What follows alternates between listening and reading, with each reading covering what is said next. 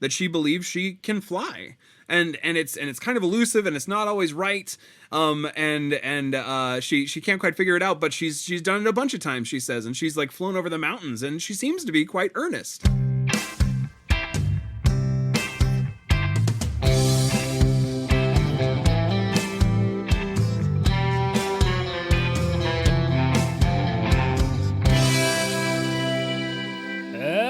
Everybody, welcome back to No Script, an unscripted conversation about theater's best scripts. I'm Jacob Mann Christensen. And I am Jackson Nikolai. It's good to be back with you all here this week as we are jumping into conversation about another one of theater's best scripts. Yeah, we've taken a slight turn in this season away from the beginning, which was two musicals. Other than like musical month way back when in season 1, I don't think we've ever done two musicals right in a row. It was a little strange. Yes, it's true.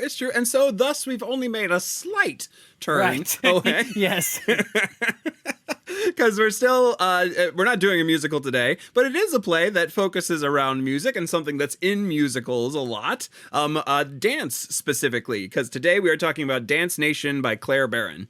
Dance Nation. It might be one of those plays, depending on how plugged in you are to sort of the broader theater community, that you've heard the name floating around. It's a play that's got a spectacular sort of packing of monologues that are beginning to be used, I would even say very frequently, as monologues for auditions, for programs, for competition festivals, and that kind of stuff. So it's a play that gained some prominence based on some awards it won, and Clare Barron herself is a playwright who is sort of gaining that kind of prominence too. So you may have heard the name Dance Nation floating out and about, and if you have, welcome to our conversation about it. Hopefully you've had a chance to read it, as we sort of always hope with these plays, but we will do our best to bring you up to speed if you haven't, so you can still have a fruitful time engaging with our conversation about Dance Nation.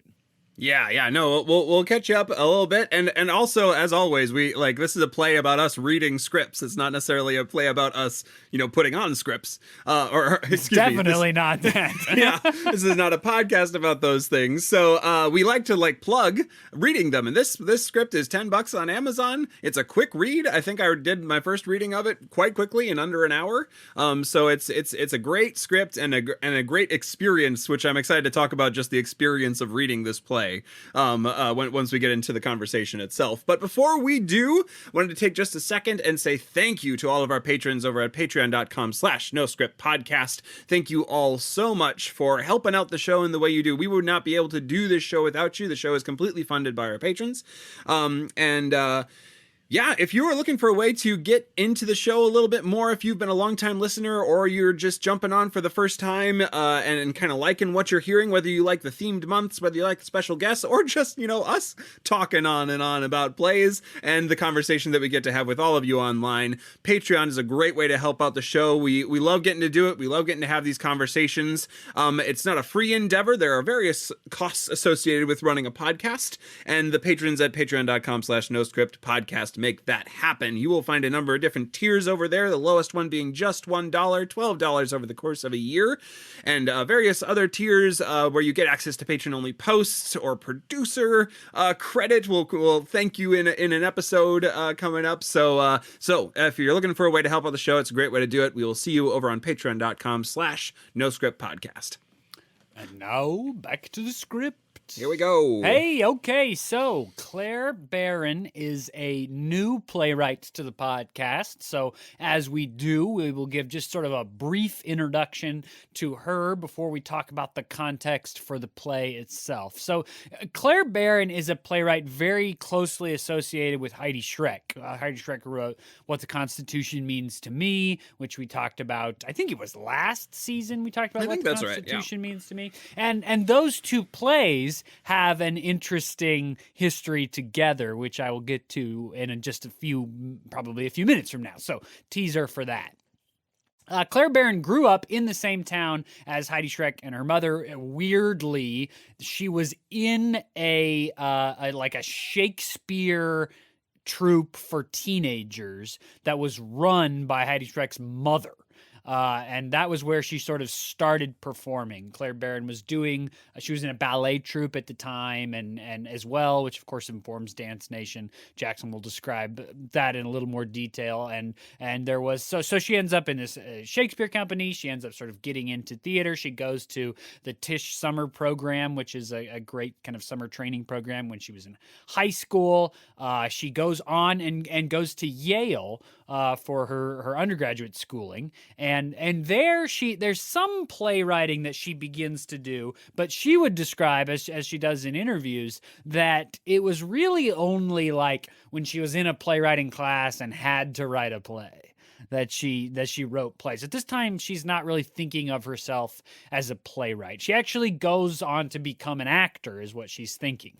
And she makes a sort of a small career for herself as an actor. She describes it as enough to keep her going, where she feels like there's a future, but not quite enough to fill all the time or the income.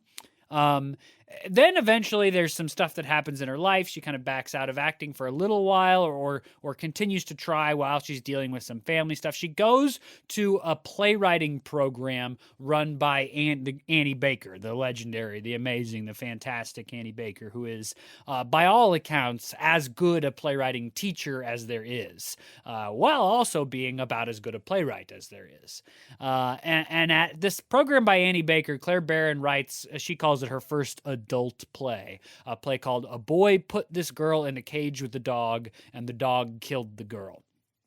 This play gets her into a program called the Young Blood, which is run by the Ensemble Studio Theater. It's a writers group, basically, for young playwrights. And as part of this group, she's sort of expected to write a play. Several plays, in fact, on a kind of a yearly basis, because they're producing readings of them. And this impetus to, hey, we need your play, starts to get her writing plays. And she describes how, like, in the few weeks before the play is due, she'll sort of frantically write a play. And out of this, she starts to produce material and work. Her first sort of real big boom onto the scene is a play called You Got Older, which won an Obie Award for playwriting, for example. It was produced at Steppenwolf in 2018. As part of this, and then a collection of her other work that starts to come on out, she gets things like the Whitting Award for Drama, the Paula Vogel Playwriting Award, the Page 73 Fellowship. She becomes a member of New Dramatists. And then she starts working on Dance Nation. Now, the timeline of this gets a little fuzzy because she started working on Dance Nation, my understanding is like back in 2013, which with just sort of the opening scene and then one of the monologues, and there are several kind of long monologues that define what the play is throughout. So she had that material, and eventually she crafts all of that into this play as she's starting to think about success and ambition and desire and things like that. Dance Nation gets a world's premiere in 2018 at the Playwrights Horizon. There's lots of great, sort of backstage interviews and trailers and such for that production. It looks amazing. Check that out online. It gets a 2018 production at the Almeida Theater in London, 2019 production at a great theater in Philadelphia called the Wilma Theater, and then it got it starting in 2019 and running until like early February 2020.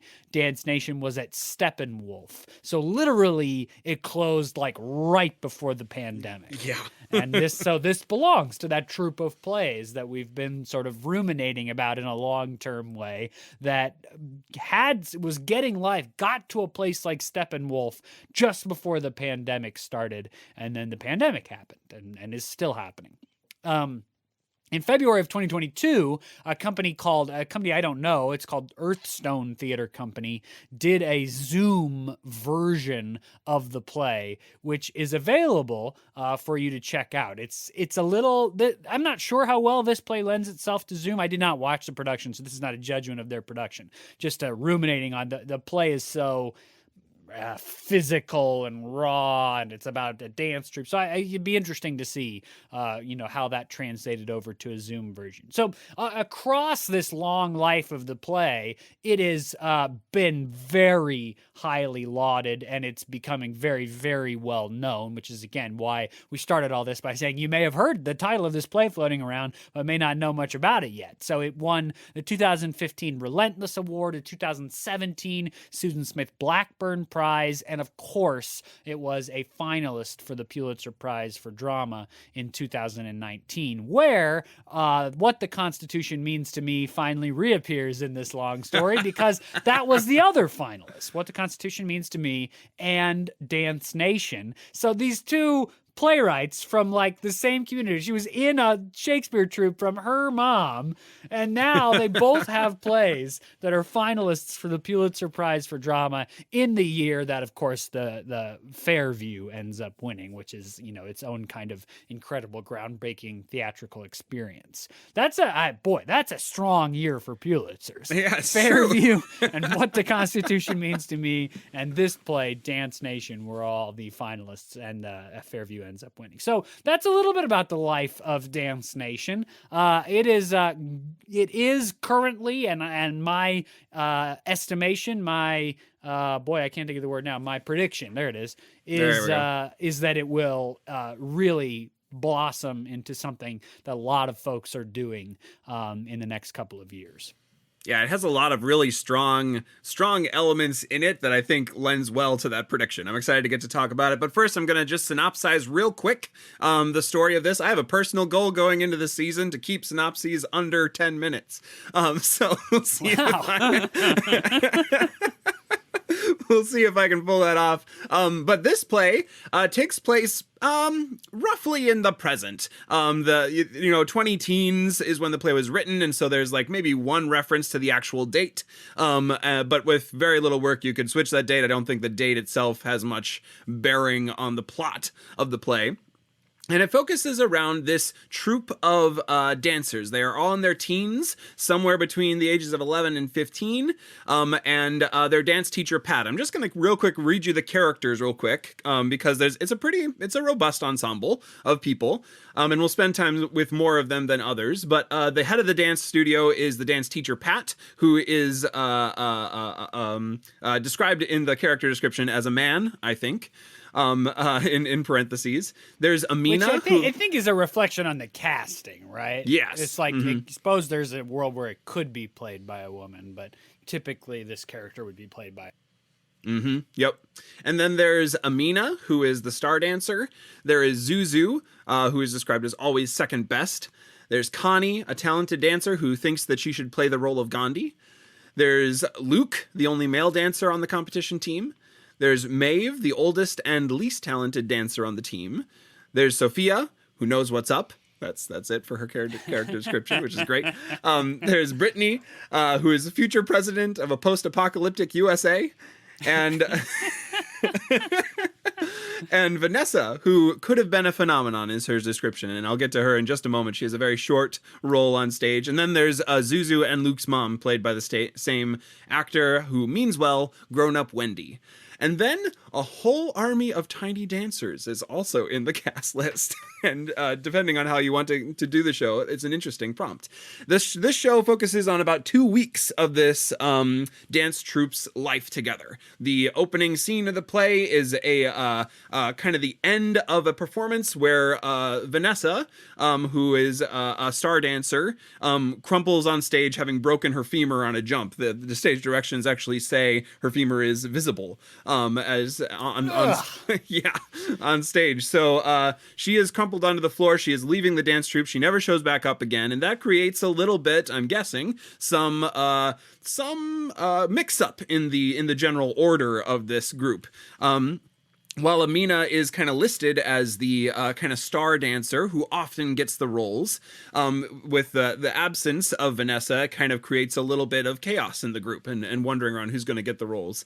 The next scene we pick up, and dance teacher Pat is talking about the national finals are coming up in 2 weeks, and they're not ready for them, and so he's going to put together this new dance that's going to center around the life of Gandhi. It's a Bollywood style dance, and he's going to be casting that group of dancers for that. Yeah, and so Jackson and I have sort of discovered in the course of this that there are different, and this makes sense in a play that was workshopped for so long and has different publishing versions have different versions of the script. Jackson says Bollywood, and mine says acro lyrical, rather than a Bollywood style dance. So whatever version you end up seeing.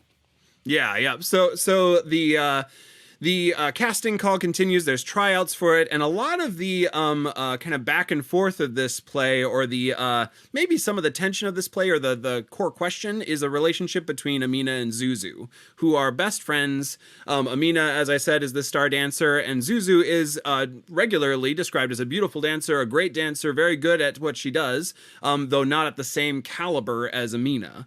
And in this instance, this dance is cast with Connie playing the role of Gandhi, who they think is going to be the star of the show, but the dance teacher reveals at casting that there's another role to play, the spirit of Gandhi, who actually ends up getting a significantly larger role in the dance than Gandhi, and Zuzu is cast in that role. First time that Zuzu has ever kind of beaten out Amina for a role. And then we follow the lives of these girls for 2 weeks as they practice this dance number. We kind of weave through a lot of Zuzu stepping into this role as the star dancer for the first time. We see a different side of dance teacher Pat, a pretty prototypical brutal dance teacher. Like if you have in your mind like Black Swan or some sort of whatever dance show is in your mind where the teacher is really rough on the students, that starts to come out a little bit in dance teacher Pat. Especially towards Zuzu, who's not used to this sort of rigor in her dancing. And she has to kind of deal with some of that. Along the way, though, we get some pretty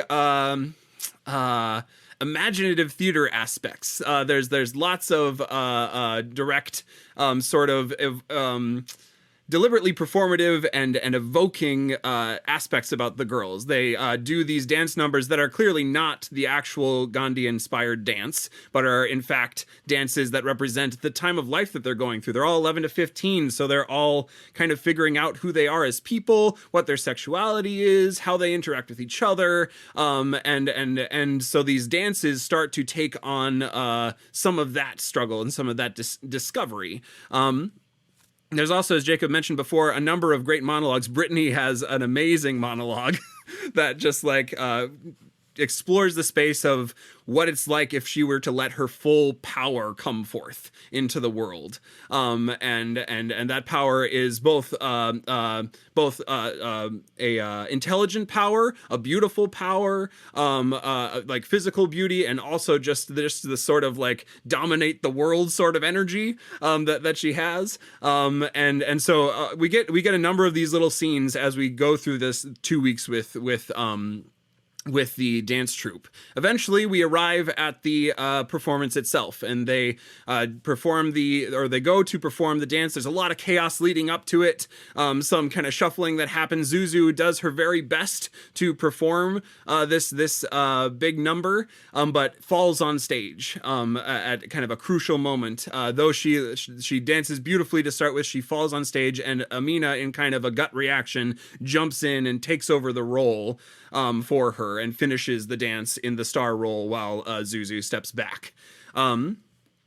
We then kind of see the fallout of that happening. We see Amina kind of grappling with, she won a bunch of awards as a result of stepping into that role. She reflects on her kind of consistent life of winning awards, and ends up offending some of her group a little bit at how she views them as like, there's a line where she says something like, you all lose all the time, and so it's easy for you to lose, and me winning all the time makes it much scarier for me to lose, and so there's some separation between her and the group around that. Zuzu is also Luke, the one male dancer in the group, is in love with Zuzu, and so Zuzu is kind of considering leaving the number, or the troupe, as a result of failing in that number. And she is warned by the dance teacher Pat that if she does that, not only will you be out in general, like you can't come back to this group, but also like if you stop trying to learn to dance at this stage, your body won't do the things that it needs to do as it grows in order for you to dance in the future. So big stakes for Zuzu as she's making this choice. And she kind of describes her preferred world to Luke in a short scene where they kind of go off and away from the dance studio for a bit, and you get to know some of her longings for future, for love, and for kind of acting comes out as something that she longs to do. But ultimately, Zuzu and Amina end up parting ways at the end of the script. She is off on this kind of hill with Luke talking about her ideal future, and Amina has gone into the dance studio and is kind of dancing through a piece somewhat manically as the teacher kind of pushes her on.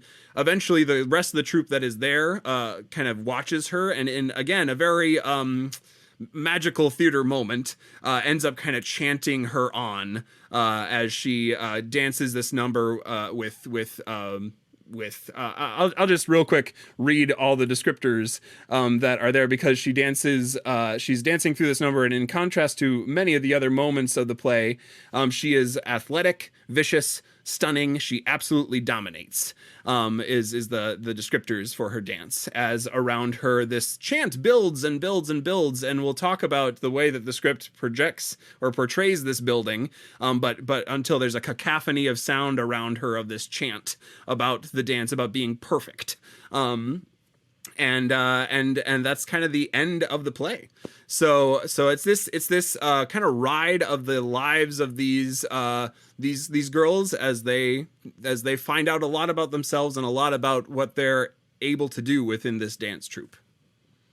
And we could probably spend all of the next 40 minutes or whatever just on this feature of the play, because of how crucially important it is to this play. And we're starting to see, I would call it a significant trend in plays, where the casting choices that are made about who plays the characters becomes as important to the storytelling as anything else is. I mean, you can think about some of the great examples, two off the top of the head, obviously Hamilton and Men on Boats, right? And there are many other examples besides, where the casting is just as important as anything. And this play is in that vein. This play is, other than the dance teacher and the moms, and a lot of the girls have mother characters for various scenes, the play is, virtually comprised of these 13-year-old, these prepubescent girls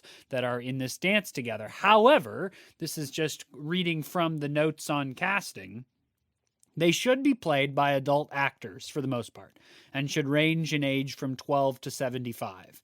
There is no need for any of the actors to resemble teenagers. In fact, please resist this impulse. And then there's also a note about making sure that the group is as diverse as possible in all kinds and ways. But I think for me, the crucial thing there is that these are 13-year-olds played by adults and who look like adults, right? I mean, it's very standard to have like a 20-year-old play a 13-year-old, both for men and women, and you just sort of age them down. But in this case, the fact that these are adult women who are reliving this 13-year-old experience is really crucial to what's going on. Claire, this is an interview quote from Clare Barron. She says that it really grounds the play in the sense that this is really a play about women. It's not a play about little girls. And we're embracing and celebrating our actual actresses wherever they're at in their lives as adults.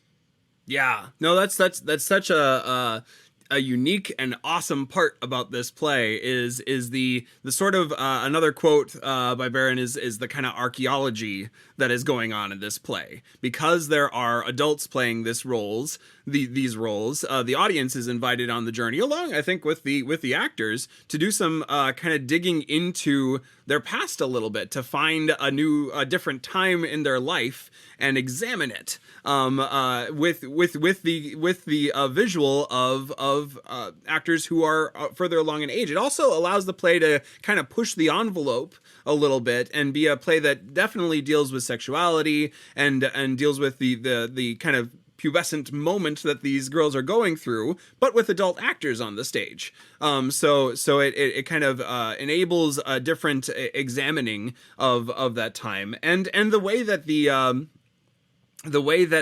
dance ends up happening as a result of that, with these kind of older actors in the role, is a fascinating way to do a dance play.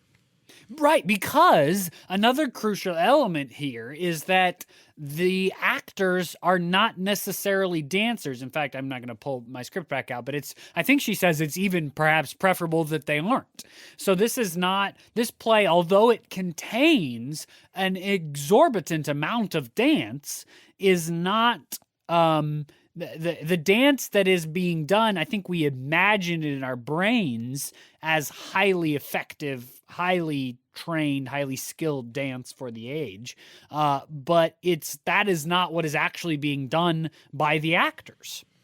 Yeah. To the point that, like, kind of specifically, it's interesting to kind of note. I've seen a couple of different scenes of productions of this, and Maeve, who is described in the script as the one who doesn't dance well, all that well in comparison to others, is typically kind of cast in central roles, so that you're seeing her not dancing well, but kind of an older actor doing so. So it kind of presents a different way to examine them, and the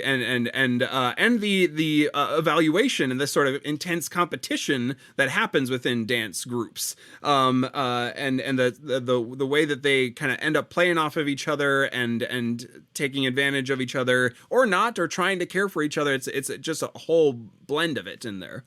So this is how Clare Barron sort of articulates in her notes how this world, where actors who are older, quite a bit older than the characters, and not dancers, inhabiting this world, sort of how it should land, what is the general sort of ethos of the production. She says, think of it as a ghost play. The actors' older bodies are haunting these 13-year-old characters, and these 13-year-old characters are haunted by the specters of what they will become. And then I'm going to summarize. She talks about how sometimes we should sort of be washed in the world that these truly are 13-year-olds and we're seeing the world through their eyes. And sometimes the fact that they are not 13-year-olds should come very much to the forefront. There are some specific textual moments where that happens. There are some very specific monologues which are clearly from the perspective of the older characters looking back at their lives. And then there are, I imagine, some moments that you discover as a cast and as a production team. And in different interviews, she calls it the play as a kind of archaeology, right? Sort of unearthing and then going into this past, this bones and fossils from when we were that age. Yeah, no, I love that quote from that interview, and this is probably a good moment to do our typical kind of acknowledging where we're coming from moment. This play is very much about a specific time in young women's lives, and we're a couple of white guys talking about this script. Believe it or not, I was never a 13-year-old girl. Yep.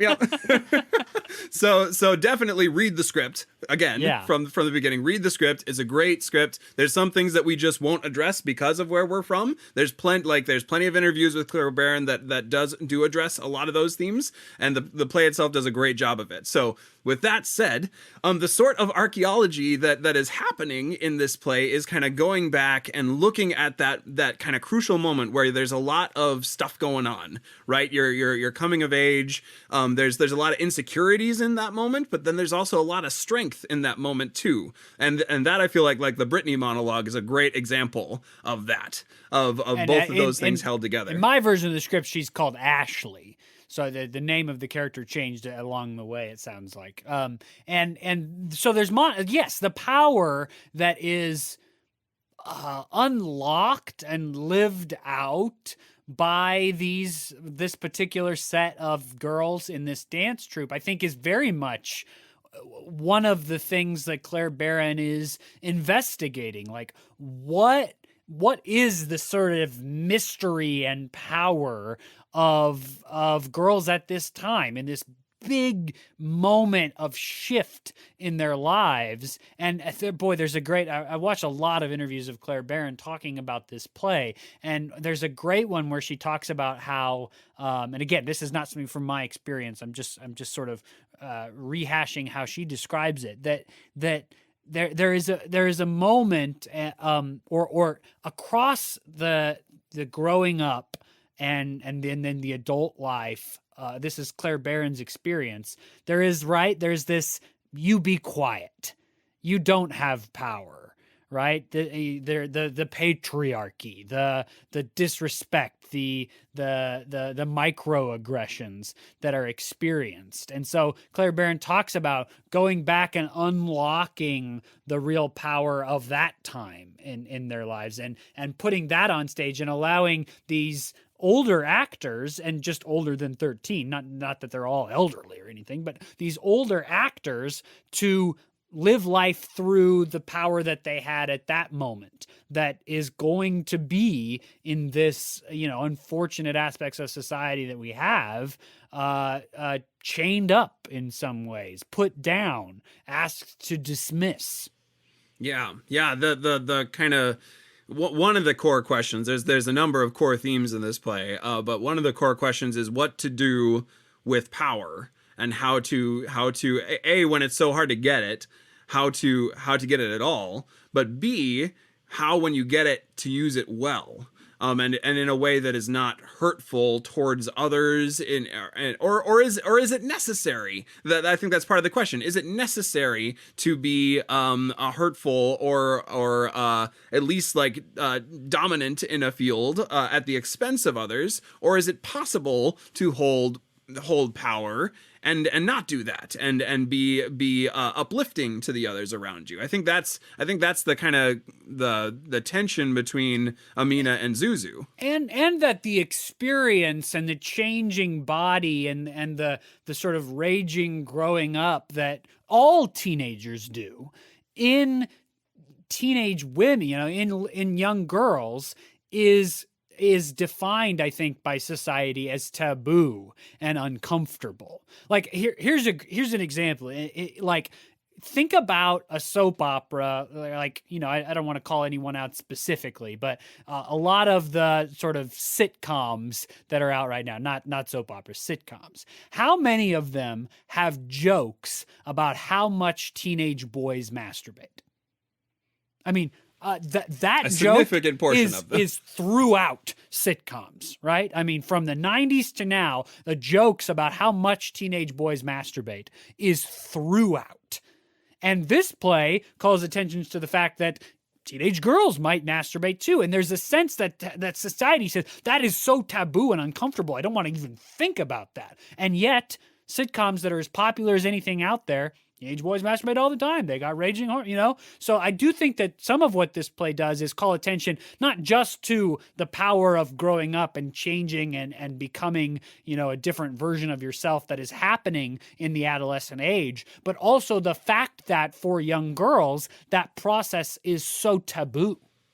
Yeah, that it can't even be talked about. But in this play, it's interesting to kind of note how they get to, at least within the context of this play, they are each other's community. As much as there is some competition in this play, they all show up for each other really, really well on occasion. There's a couple moments where they don't do that, and it's very hurtful. That's in the notes too, right? I actually think it's a really lovely note because. Well, let me say what the note is first, and then I'll think about it. The note is like, all the characters are kind and earnest and trying their best to be in good relationship with each other. And that's an important note, I think, because even with the title of this play, you hearken to all of the reality TV shows, and Clare Barron will describe how she was heavily influenced by them, about adolescent girl dance competitions and the high drama and the meanness and the backstabbing. It all floods in, but that is not the play Clare Barron wrote. These characters are genuinely interested in each other's success. Yeah. To the point that, like, specifically in the stage directions, when a character gets a role, there's the typical, like, oh yay, everyone gathers around them and they mean it, is in the stage directions. Yes, yes. They actually are congratulating each other. They're, we're trained, again, through kind of popular imagery of this time and getting roles and stuff to think of that moment as like, oh yeah, you got it. Great. So glad that you got it and I didn't get it. And there's like a little bit of that, but it's not in those moments when they're congratulating each other. Those moments are genuine. They're there for each other and trying their best. Even the moment when Amina takes over for Zuzu in the dance, when Zuzu falls and Amina jumps in, she talks afterwards about, I would never have done that, but my body just did it. Like, it just took over. I don't know what happened. She feels bad about what happened. She goes and talks to Zuzu about it afterwards. But there is that element of, like, I wish I hadn't done that. Because they care about each other so much. And there, some of the play too that is so, some of the scenes that I find really effective, although the whole play is great in that way, but to be specific, there are some scenes where adult characters, so that's basically dance teacher Pat and the different mother characters, they kind of layer on, I would say, an adult sensibility about competition and backstabbing and you're better than everybody else and you should know it, that the dance member, the dancers in the play, don't really exhibit to each other. Dance teacher Pat at one point is forcing the star dancer to describe that she's better than everyone else, and she's very uncomfortable with that. She says, I want Zuzu to do the solo. I don't even want to do it. She should do it. She's good. I think she's good. And dance teacher Pat over and over is pinholes her into saying she's the best dancer, therefore she should get it. There's a scene with Zuzu's mom where she tries to get Zuzu to sort of understand that maybe the star dancer Amy doesn't dance with heart, and she has heart in a way that she doesn't. Luke's mom tries to get him to say, well, are you really liking this anymore? And he's earnestly seems to, and she doesn't seem quite to believe him in the way that he wants to. So there's also a discrepancy between like an adult worldview of success coming at the cost of other people that the dancers at their age, or at least Clare Barron's depiction of their age, don't hold. Yeah, and with, especially with those elements, there's the tension of society, I think represented at least partially by the parents and the teacher, trying to apply labels and identities to these children. And their resistance to it often in the scenes that you just described. There's the attempt by multiple people to have Amina take on the label of star dancer, perhaps partially because of her excellence in it, but also but you see her resist that. She doesn't want to do that at the expense of Zuzu, though by the end of the play she is consumed, at least partially, acknowledges how she is being sucked in to that tractor beam of labeling that society is trying to do to her. And in her final monologue, as she's doing this incredible, ecstatic, cathartic, athletic, fierce dance at the end, it is basically a description of, as she gets older and more fully commits to this, like, I will succeed, I will win, that she's alone. The sort of growing loneliness and the sloughing off of friends. You mentioned in your synopsis a scene which I think is quite brilliant in its layers, where she is describing, Amina is describing to, I think it's Sophia and Ashley, although there are a couple of them, maybe Maeve is there. She's describing, is the scene you described, how because Amina is the star dancer and has so much talent, the teacher and the pressure are necessarily so much harder on her than the other girls. And the girls say that she's being mean, right? They sort of read, well, you're bragging about your talent, or, oh, woe is you that you have this much talent and there's pressure on you. But I mean, I really think there's a sense of Amina being quite earnest about I think she's trying to express the loneliness and pressure that she is experiencing because she's quote unquote got all this talent and, you know, has all of this potential, and it's read in a way that is not intended by her. And I wonder if that moment is a real, because it's very near the end of the play, is a very real, or even the very real turning point for the character, where it's like, this road, if I'm going to go down it, I'm going to go down it alone. Yeah. No, that scene, like, like there's so much longing in that scene, because so often in this play, people bring stuff to the group, and there's like this kind of welcoming acceptance to it, or at least a willingness to kind of lean in and talk about it. But in that scene, it feels like a moment where it's one of those identity defining moments that happen in high school or in early school times, where like you try something and it comes out a little differently than you thought it was going to be, and it sets up your choices going forward. So her kind of being vulnerable in that way, I agree. I don't read that as her doing anything other than trying to explain why and she stepped in. Equally, it's like, I totally get why the other dancers react the way they do. Absolutely. It's a hard thing for both. I think both sides realize, like, in this, we don't have anything in common. Mm-hmm. You kind of like see a little microcosm of how cliques form right in that moment. You have people from two different experiences, where one is going through something quite hard for them, but that thing that goes hard for them is in direct conflict with this other group, and so slowly, as you try to find resonance with other people who are in that like mind, cliques form, and groups and mind think starts to form. So it's so interesting. It's a zooming in on this moment in a student's life is an interesting beat to get to see, because all of those identity forming moments are happening, and it's displayed really well in this script. Well, and we, I think, as the audience, we get a privilege that the characters don't get, which is we get to see all the characters' private lives in a way that they don't for each other, right? If this were a piece of prose, we would say it's like third person omniscient or something like that, right? Yeah. We sort of get to see everything, including how dance teacher Pat acts when he's alone with the star solo person in a way that he treats Zuzu. I mean, if that is how Amina has to dance all the time, when he does the same thing to Amina later on, right? If that's her experience, then you can totally see why she says, look, no, you don't get it. I'm under a kind of pressure that you aren't. And that's a true statement. And that if you're the other girls and you haven't seen that, you might say, wow, that's how you're going to put that? Because we're not as good as you. We're not under the same pressures. I mean, you can totally see from the audience vantage point each side, and there's an empathy for both sides and for the time of change that they're in, and sort of for the trajectory, really, that you can see. And again, that all plays awesomely just on its own. And then you remember that these are all adult actors playing these characters.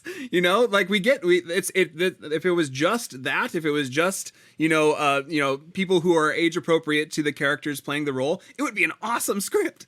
And it would be in the same category of, like, last season we talked about that poor girl and how he killed her, or The Wolves, or any number of these plays that really dig into this moment. But another beat of a transformational experience is these are all adult actors for the most part playing these characters going through this moment.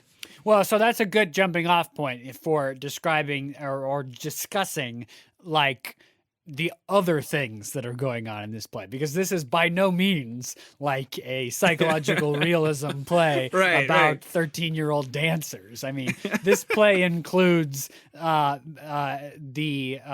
one point, Ashley, as she's listed in my script, grows to an enormous size and becomes something of a pagan god, is the description. Yep. The girls grow fangs. At one point, Zuzu bites off her own arm.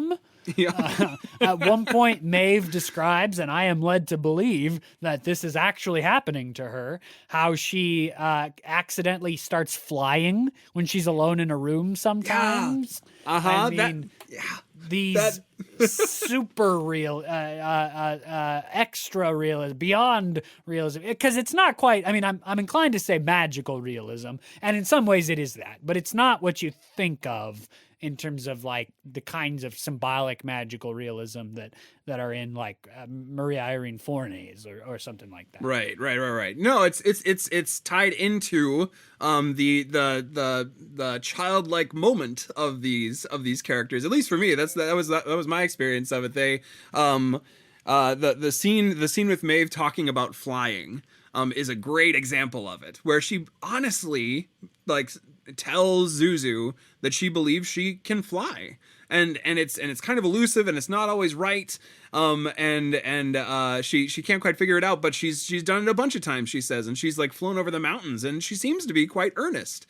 And then there's this kind of realization that you have watching it, of like, oh yeah, I think I remembered thinking that I could fly a long time ago. Why have I forgotten that? And again, it's that part of like archaeology of getting to see these characters exploring this imagination, this sort of child magic stage of their lives, where, you know, dreams, she even says that like maybe it was a dream, but I don't think it was. Dreams kind of play this beautiful intermixing role with reality, that I think is represented by things like fangs, or just the amount. There's some pretty gruesome stuff on stage sometimes too, like the biting off of the arm, chewing on what she bit off of her arm is specifically mentioned. So yeah, it's got a lot of that sort of brutal theater sort of aspect to it. Yeah, fairly sexually explicit in a lot of places. Quite a bit of blood and such like that occurs on stage,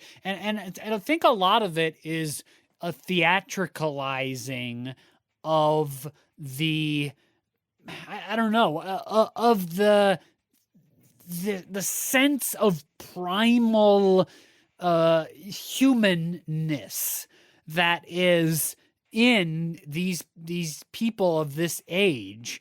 And I think that part of the storytelling is that we see how that is going to get removed, excised by society, or removed by their families, or just by the process of growing up. This sort of inner primal humanity that Clare Barron is expressing through non-humanity, through fangs and biting off your own arm and growing to enormous sizes. All of this non-humanity is the way that she talks about the deep core humanity that's going to get pounded away until who we are as adults. And that way it's a kind of it's a kind of grieving.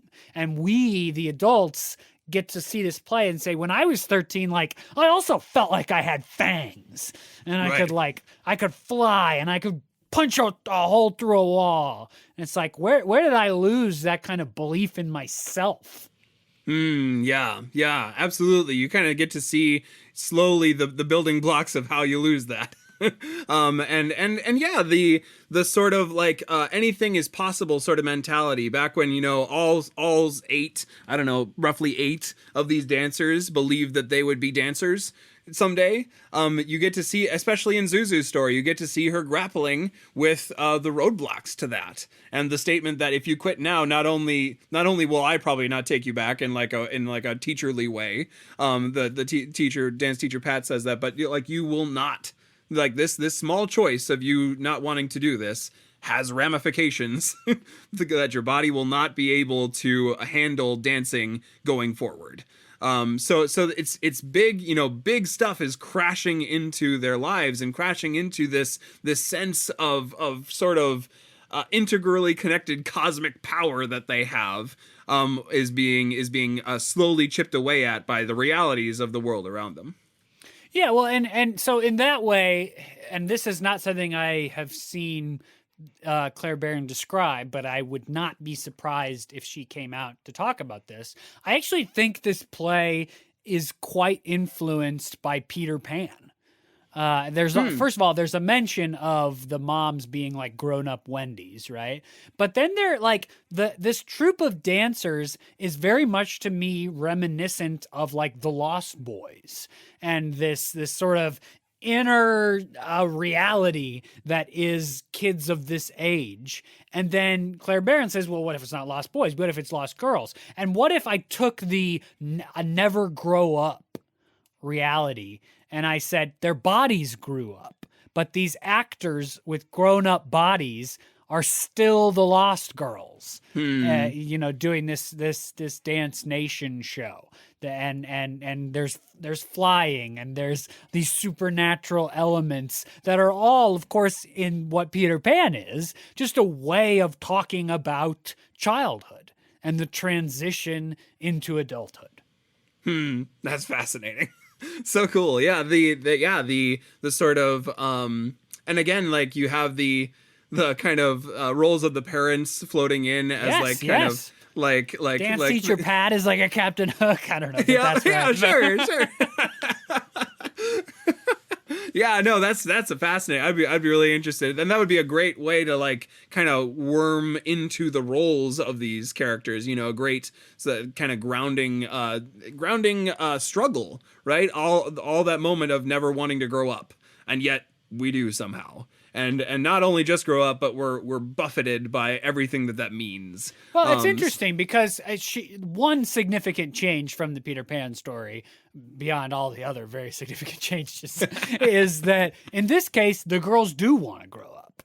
I mean, these are not like the Lost Boys marching through the forest with Peter Pan chanting, "We'll never grow up." They have these dreams and plans for their life. And some of them we just know as the audience are not going to be how their life works out. And there's a grief in that too. And there's also a kind of a nostalgic chuckle that you look back and say like, I kind of thought I was going to be a fireman and I would be a terrible fireman.